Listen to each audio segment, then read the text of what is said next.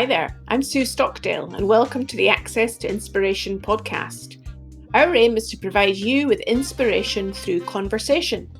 You won't find celebrities on this podcast, but you will find amazing people, including adventurers, aspiring leaders, and an astronaut. Each of their amazing stories has the power to strengthen, shape, and challenge our views of the world. And I hope the conversation ignites new possibilities within you. Our podcast is also not for profit, but we do want to measure the impact that it has on our listeners. And in this series, we've created a short 3-minute survey, which you can link to in the show notes, and we'd love to hear your thoughts. My guest today is Chaewon Yoo from Korea, who cycled the ancient network of trading routes known as the Silk Road from Shanghai to London, which is over 8,500 kilometres through 14 countries. Despite her cycling companion dropping out along the way, getting her bicycle stolen, and only confirming the major sponsor on the day before she left, Chaewon determinedly carried on and successfully completed the adventure in 36 weeks, coming back with a new outlook on what's important in life. I couldn't help but admire her determination and resourcefulness. And the one insight that stood out for me was when she said, "You don't need to have money to have a good life," and that the kindness of strangers gave her a different sense of what's important about having experiences over material possessions. I hope you enjoy it. Welcome to the podcast, Chaewon. Thank you so much for inviting me, Sue. Well, I love speaking to adventurers, being an adventurer myself, so I'm sure there's going to be lots to learn from you. Now, I understand you cycled from Shanghai to London, and it took you over 7 months to travel 8,500 kilometres through 14 countries. Wow, that must have been amazing. Tell me more about that. People ask me the first question, why did I want to do that? I was working as a journalist in China, Israel, and US, also South Korea, where I'm from. And I've been always interviewing startup entrepreneurs. And as I'm writing down all their stories, I always had this wish that at some point I also want to start my business, or I also want to kind of start my story rather than writing other people's story. So that's when I quit the job and decided to embark on a project that I really want to pursue. And it was for me cycling on the Silk Road on a bicycle. So I had total 3 missions for this project: to cycle from Seoul to London, and 2, to interview startup founders in each country, and 3, to organize seminars in each country, and which I did. Yeah, it was really nice experience. That sounds like quite an ambitious project, if I dare say, with 3 objectives, never mind just one. First of all, I've never been to South Korea. Is that a country where cycling is really popular? It is actually really popular, but people tend to think that to be a cyclist, you need to get all the gears. You need to have a very good bike, all the helmet, uniform, like really full stack cyclist. When I started cycling, I didn't even have the bike. I was using a sharing bike, which is called a mobike in China. And so I was just using normal city bike. And when I started this project, I started to actually try out the road bikes, and I got a travel bike sponsored, and which I traveled with. And I really want to say that if you're really newcomer to cycling, you don't have to have this fear of, I really need to be a professional cyclist to embark on this kind of trip. So if you don't have to be a professional cyclist, what do you think is the most important characteristics for somebody that might dream up an idea like that and want to be successful doing it? Do you think it's mindset? Yes. I mean, it's just determination. It's always the people who inspire you. I met one Colombian guy in Shanghai. His name is Sam Cruz, and he told me he wanted to cycle from Shanghai to New York. And that was the coolest dream I've ever heard in my life. And I personally also went on the first 1 hour cycling trip with him when he's leaving Shanghai. And I thought, wow, I need to do that same thing. And so that's how I started my trip. 6 months after he left Shanghai. So I think once you're amazed by other people's story and you just dream about it, you just imagine how cool it would be if you actually do it, then it's already half done. I think it all comes with their emotions and determination. And what made the Silk Road your choice? Because he was cycling from Shanghai to New York. What was it about the Silk Road that was particularly of appeal to you? There were a couple of reasons. Firstly, people tend to go from China down to Southeast Asia because they just want to enjoy the cool and relaxed South Asian culture. But I wanted this to be challenging. And I was also fascinated by the history of Silk Road, how people used to travel 1,000 years ago with camels to trade. And I thought, oh, why don't I start a 21st century Silk Road trip? And also because China was pushing this One Belt, One Road project. And as a journalist, I was very interested in these One Belt, One Road on top of this Silk Road history. That's how I also chose the route. And actually, since I just started cycling, my initial target was arriving in Istanbul in Turkey. But I met this amazing couple in Shanghai who said, I want to cycle from Shanghai to London, or their home close to London. I was so amazed because the couple was 59-year-old and I thought, wow, 59-year-old can do that. I think I can do that too. So that's how I stretched the goal to London. I really owe a lot to this couple.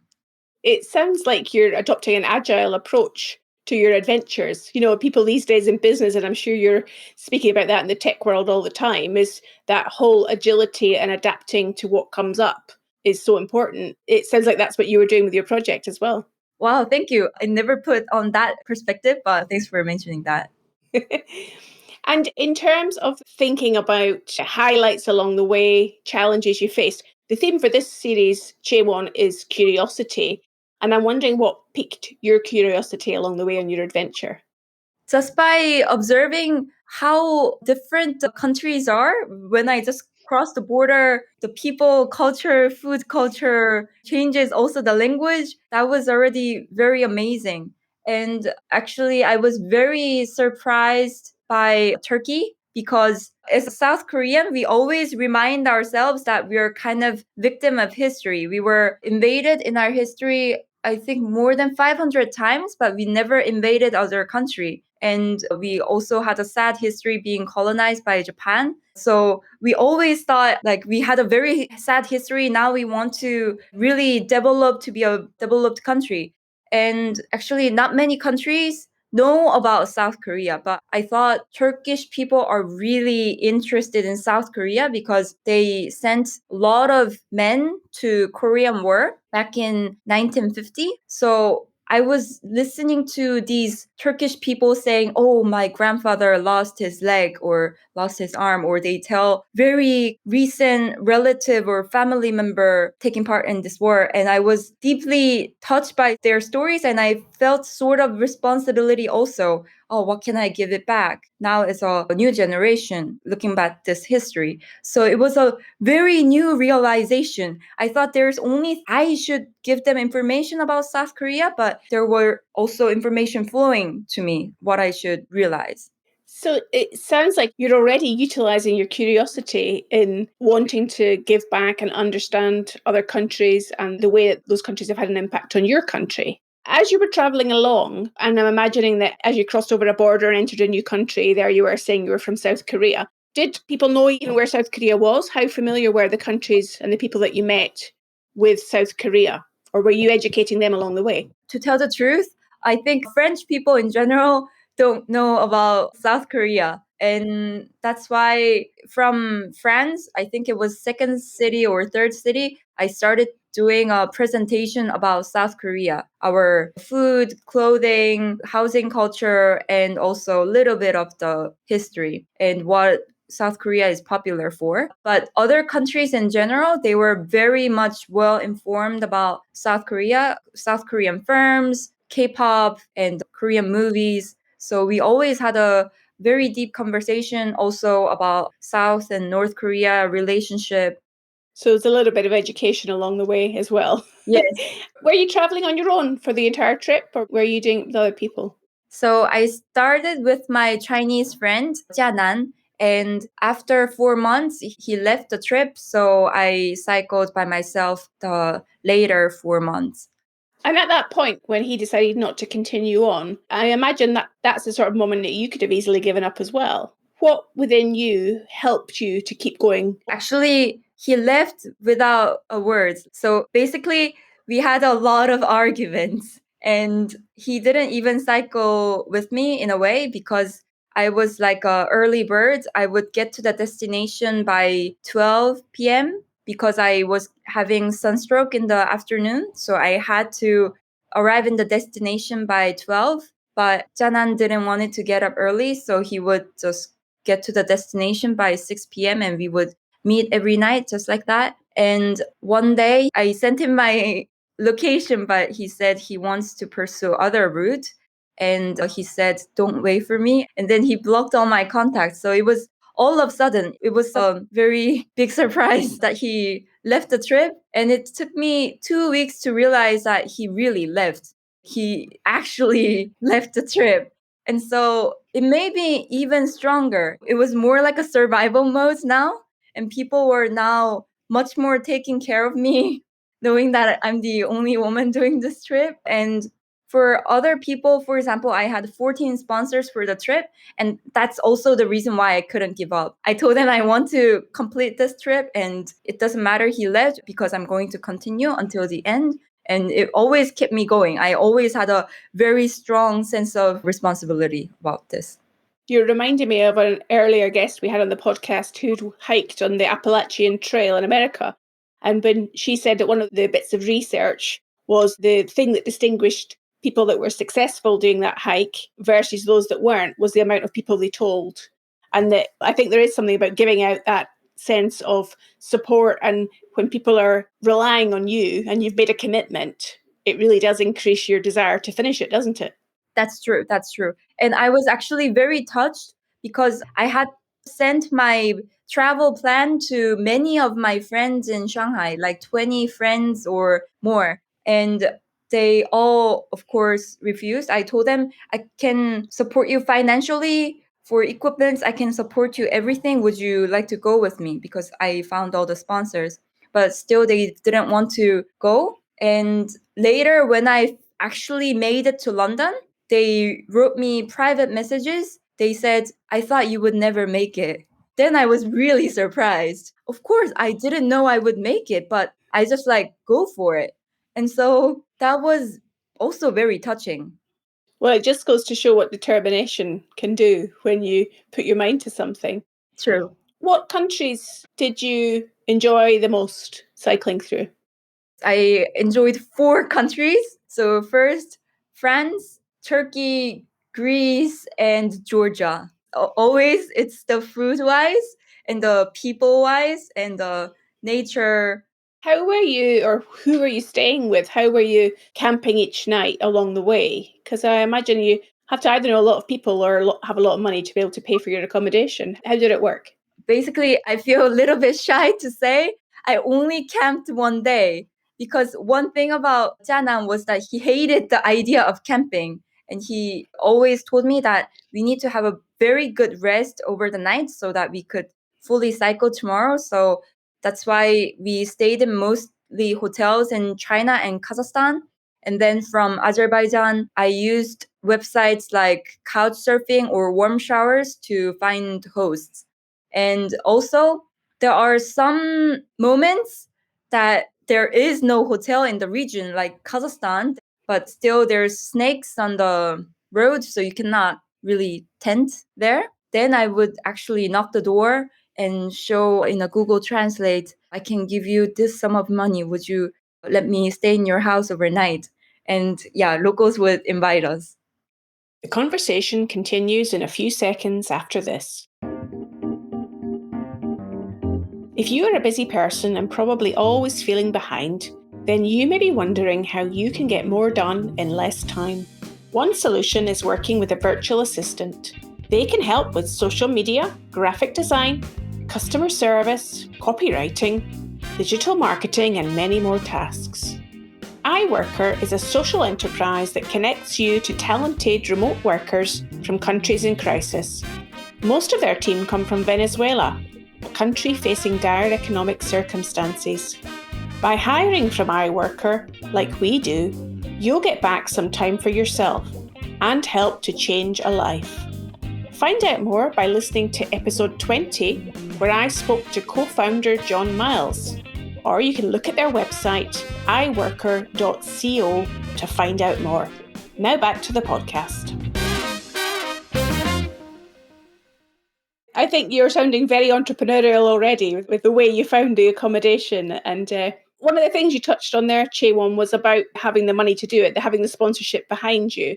And certainly on all the expeditions I've done over the years, sometimes getting the sponsors and the preparation is sometimes even more difficult than the adventure itself. How did you find that process of fundraising and preparation?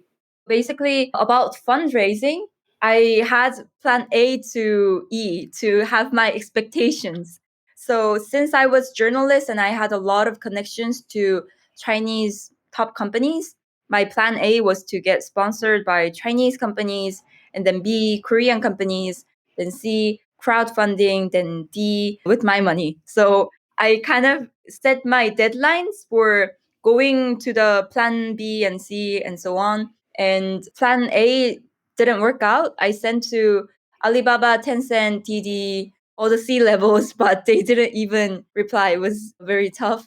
And then later, a lot of Korean companies helped me, not because of commercial reasons, but out of friendship. So I got, I think, 7 or 8 Korean sponsors. Then there were a lot of also new companies that I previously had no contact with. People would just refer to other companies and they would also sponsor me products or money. So it really was a word of mouth because it took me 2 months. I had like 0 sponsors, but once I had 2 or 3, then other came with a word of mouth. And I think it's also very important that you set a deadline. Otherwise, you're gonna wait until you lose the best time to cycle. For me, putting the deadline is putting your farewell party, because if you do a farewell party, you must depart. And it's really magic because just one day before the farewell party, I found the main sponsor, which was a blockchain company in Shanghai. And so I think the magic happens once you're like, oh, I must do it. This must happen. This helps. Oh, absolutely. And it sounds like that determination really helped as well to make that happen. So just turning the attention to the second aim that you had was around doing the interviews with tech people along the way, startup entrepreneurs. Tell me about what did you learn from those conversations? Firstly, overall, I was very surprised that previous Soviet countries, the very successful startup founders are Russian. They see how successful one business was in Russia, and then they go to these previous Soviet countries, like, for example, Kazakhstan, Georgia, or Macedonia, and so on. And then they start their business and become successful. It was not my intention, but somehow as I interviewed the startup founders in their country, I was surprised that they were actually Russian. And overall, actually, I interviewed 10 companies. Out of all the companies, my most interesting company to interview was a French company called Back Market. So they're refurbishing old devices and sell it in the secondhand market, and they're very successful even during the COVID. And were there any other common themes that came through apart from the majority of people being of Russian descent? What do you notice about the tech market and entrepreneurs in these different countries, and with your knowledge of what's happening in Korea and China? I realized that, first of all, even the country names that you're not familiar with, every country has a startup ecosystem. And I think the startup ecosystem starts with very basic services. And I think one of it is a food delivery. So it was not my intention, but as I interviewed these companies, many of them had somehow a relationship with food delivery or e-commerce. So those were kind of findings. To grow as a big company, you start with the very basic needs with people. And other than that, I think if they're fully grown, they start to develop subdivisions, like how Alibaba grew up in China.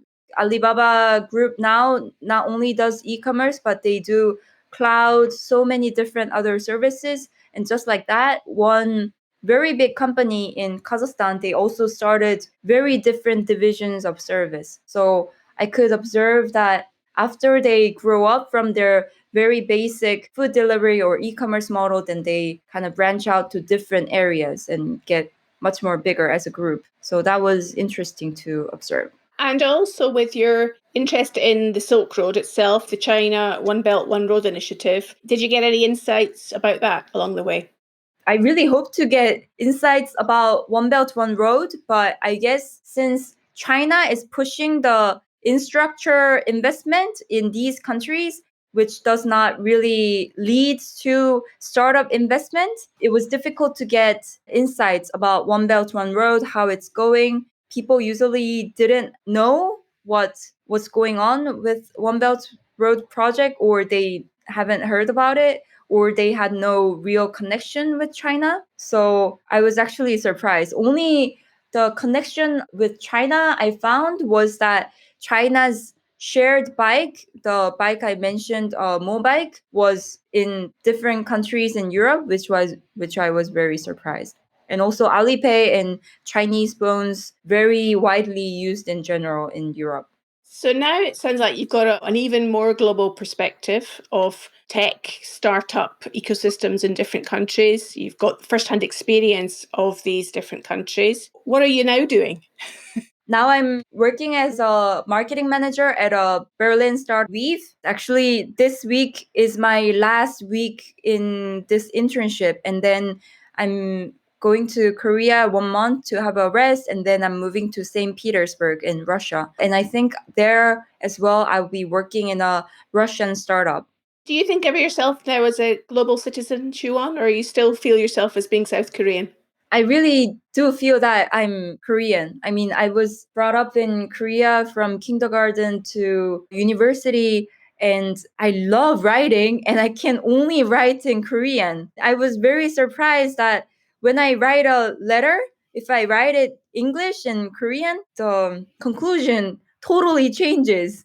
It's like I get much more deeper thoughts when I write in my language. And also, when a big trouble comes to me, then I first sit down and write. For example, when Zanan left me, or there were actually a couple of difficulties, like when my phone totally broke down and I had to cycle without phone for 7 days, or my bike was stolen in Milan, those times, then I would first write down, oh, what am I going to do? And then it's like a conversation with me. Well, I must say that even although we're speaking in English and I would never be able to speak to you in Korean, you're giving us pretty deep answers. So I really appreciate you communicating with us today in such an effective fashion. Thank you. But I really love speaking in English. It's so direct, which I love. How are you going to cope when you get to St. Petersburg then? I'll be learning Russian. Actually, learning a new language is my biggest passion, and I speak 5 languages at the moment, and I'm happy to learn even more. Wow. So, with that success, having cycled all the way to London and taken over 7 months to do that, I'm imagining your ambitions, your goals might become even bigger now because you've accomplished such a success. What do you have as your near term goals and ambitions?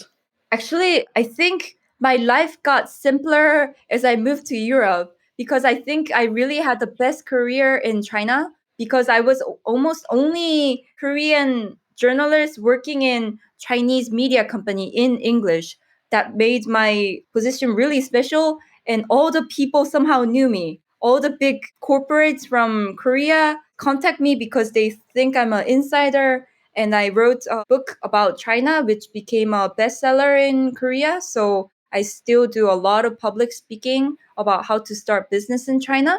And actually, I didn't want that position. I thought I shouldn't be stable at this age. I was 28 at that point, and I didn't like being in that high position and getting that attention. I thought, I need more challenge. I'm not comfortable with this. And so now I'm being very simple person. Like, I'm just an intern in a startup. I'm just learning, and I also want to ground myself. Now I want to take responsibility for the company I work for, or maybe starting a family. Because I think doing this cycling trip made me realize now I can say that I'm at least the leader of myself. I can control myself. I can achieve the goal I want to achieve as a person, as an individual. Now I can say I'm a self leader. And now I want to have this responsibility for little bit bigger community. Could be as small as a family, could be for a company I work for or for my country. Actually, I started bike ride demonstration in Berlin for Korea reunification. And actually, that's new thing that I started in Berlin. You're just so entrepreneurial, Chaewon, and I just love the way you describe how you are a self-leader. Because these days it's so important for any of us, I think, to have that sense of self-leadership. If we can lead ourselves well, we can lead other people well, I always think. Yes, I think so. What would be your top tips or advice for any of the listeners that might want to do a challenge themselves and perhaps try something that they never imagined was possible? I'm just a very simple person. If there is an opportunity to let me travel to a new country, live there, work there, then I don't even look at the salary. And actually, that's how I came to China, even when I didn't speak the language. I met a Chinese CEO in Korea, and he said he's a CEO of a little media company in China. And after having that conversation, I just joined his company. I mean, for me, nothing matters. If I could live in China and see this country with my own eyes, I didn't really care. It's not having so difficult thought and just know what you want. I don't really care about money or being stable or anything, because actually, if you choose the right platforms, or if you know how to make friends, that you have this gut to just knock the door and ask them to let you stay overnight, then actually you don't need money to have a good life. I feel like I don't need to have a good house, because I have so many friends who live in a very luxurious house, and I'm invited there. So now I'm having this mindset of minimalism, and it's experience that actually makes me have this sense of fullness. And this nobody can deprive. I realized when someone stole my bike, or my friend went away, or something that happened, I realized the outer conditions cannot impact me, because I think the most valuable thing I have is all my experience and whatever I have with myself that nobody can take away from me. So just know yourself, just be simple. Maybe you don't need all those things that you say, oh, I should live with my family or friends, or I need to earn money and be stable. Well, just take time to consider what you really want. Well, I think you said it very eloquently there, Chaewon, in terms of perhaps reflecting on the important things in life. It's been absolutely fantastic to speak to you. And if our listener wants to find out more about you and your adventures and the things that you do, how might they do that on social media? I think my website is the shortest way. It's called Seek Road. It's SEEKROAD.co. It's not .com, but .co.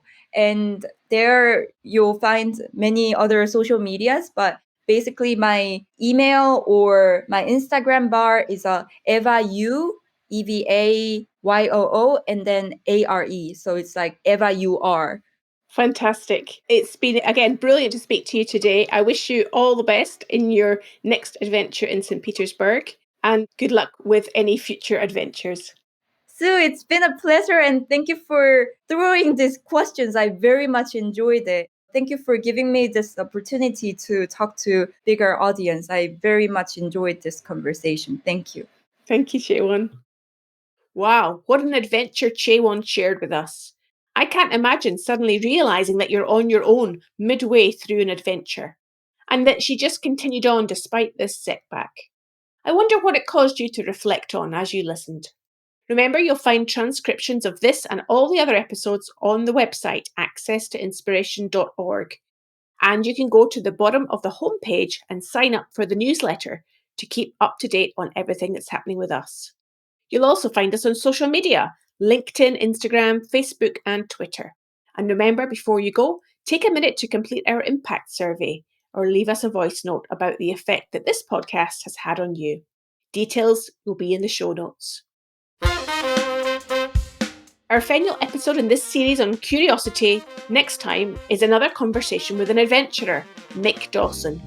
This time we'll turn our attention from cycling to rowing and hear how Mick and his teammate became the first, and to date the only crew, to have successfully rowed over 7,000 miles across the North Pacific Ocean from Japan to the Golden Gate Bridge in San Francisco. I hope you can join me then.